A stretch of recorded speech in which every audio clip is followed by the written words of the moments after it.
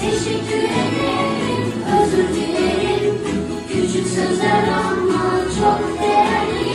Sevgiyle konuş, saygıyla dinle. Nezaketle dünya çok güzel şimdi. Alkış.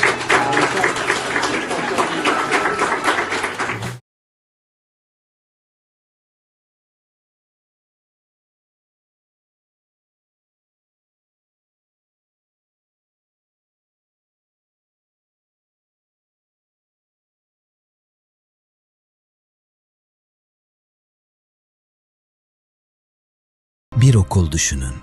Güler yüzlerin çoğaldığı, tatlı dillerin yankılandığı, zarif davranışların iklim olduğu bir yer. İşte orada nezaket yeşerir. Nezaket, yüksek sesle konuşmak değildir. Nezaket, önce duymaktır. Önce fark etmektir. Birbirimizi gerçekten dinleyebilmektir. Akran nezaketi, birimizin diğerine uzattığı şefkat, merhamet ve sevgi elidir. Alay etmemektir, dışlamamaktır, yanındayım diyebilmektir. Nezaket bulaşıcıdır. Bir gülümseme, bir teşekkür, bir özür. Sessizce ama güçlü bir şekilde zincirleme bir iyilik başlatır.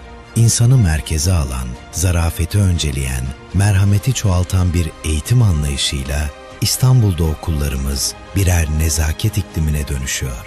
Çünkü biz inanıyoruz ki güçlü toplumlar, güçlü ilişkilerle, nazik ve zarif davranışlarla inşa edilir. Bu hafta nezaket haftası. Ama aslında nezaket bir haftaya sığmayacak kadar büyük bir sorumluluk.